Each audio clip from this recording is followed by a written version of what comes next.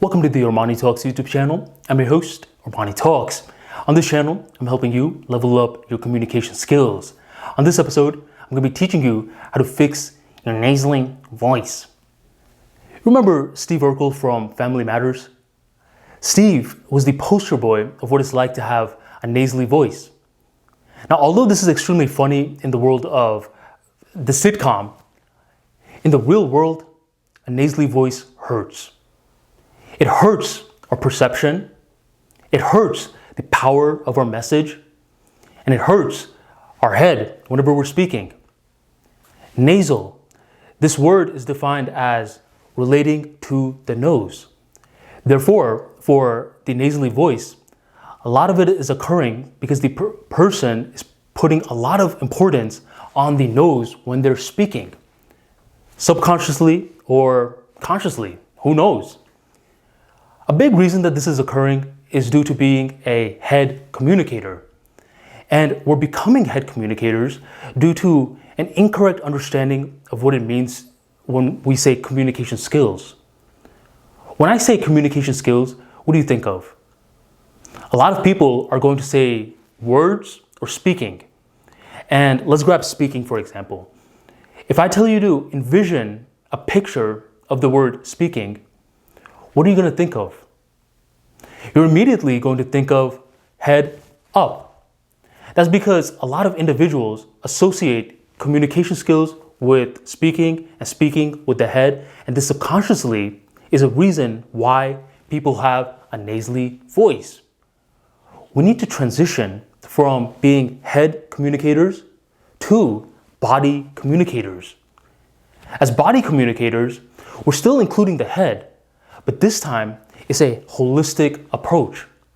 So in order to get this whole process started, when someone says, what do you think of when you think of communication skills? Rather than saying words or speaking, say body language that just happens to have words. This philosophy allows you to have a holistic approach. That's part one. Now, how do you change your awareness from head to body? You got to understand that changing the awareness is something that we're pretty gifted at doing.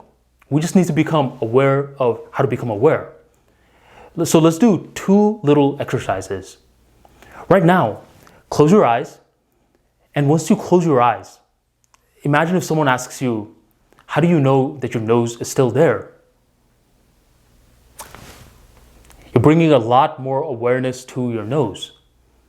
The person who's asking you this question is like, look, bro, I don't believe you. I actually think your nose is gone. You're bringing more awareness to your nose. You're starting to feel a lot of tingling sensations on one side, on other sides. You're feeling some breeze. You're feeling a lot more sensations, a lot more awareness to your nose. So what this first exercise does is it proves to us that we are in charge of focusing our sensations. So that's a little warm up. Now the next thing I want you to do is I want you to do that same thing, but do it predominantly for your shoulder, the right shoulder. Put as much awareness as you can on your right shoulder. And you could pause this video and take all the time that you need. Keep putting more and more and more focus than you already have, as much as you possibly can. The rest of your body should be feeling numb because so much of your awareness is on your shoulder. Done? Okay, now I want you to say hello. Once you said hello, after putting so much awareness on the shoulder, you'll notice that a lot of your voice came from this element. You felt a lot of sensations from this element, which goes on to showcase that not only can we change our awareness, but our voice will also follow where we change our awareness to. So these two exercises, if you actually executed them, should prove to you that the awareness is king. The question is, where should we place our awareness if we want to become body communicators? You place it from the head to the heart. All great communicators, people with resonant voices, whether they're aware of it or not, they speak from the heart. This isn't only meant as something that should amp you up. Hey man, speak from the heart. It's something that should be taken extremely literally.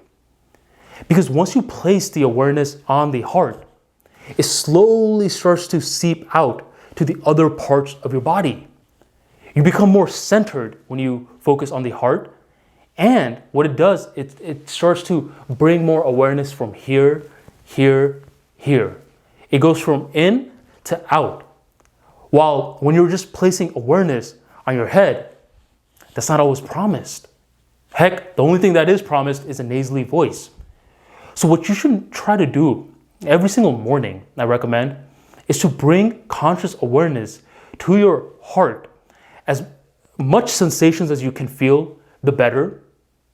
And the more that you keep doing this, I recommend at least 5 minutes. Once you have brought awareness to your heart, then try speaking. You'll notice a little bit of a shift in terms of your voice. It goes from being extremely nasally to a little bit less nasally. You want to practice it every single day for at least 5 minutes, depending on how nasally your voice is. The more that you're shifting your focus from the head to the heart, the better that your voice is going to sound, the more resonant you're cultivating it to be, and more importantly, you're going to start to feel more present. Because anyone that communicates from the head, they're doing a lot of thinking. And due to doing a lot of thinking, not only is their voice nasally, a lot of the times, their voice is extremely fast as well. This issue is mitigated once you become heart-centered in terms of speaking.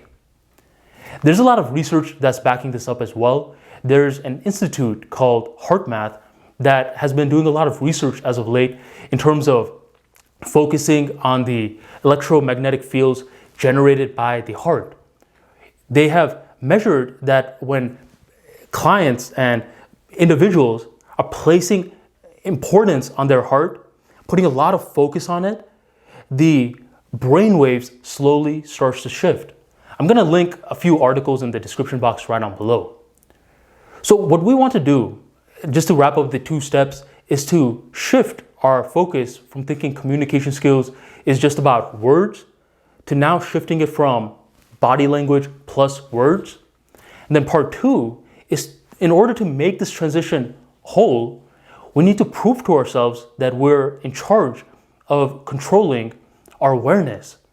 And once we prove to ourselves that we can control our awareness through little tricks like focusing on the nose, the shoulder, then speaking, we want to start cultivating the habit of becoming more heart-centered focused.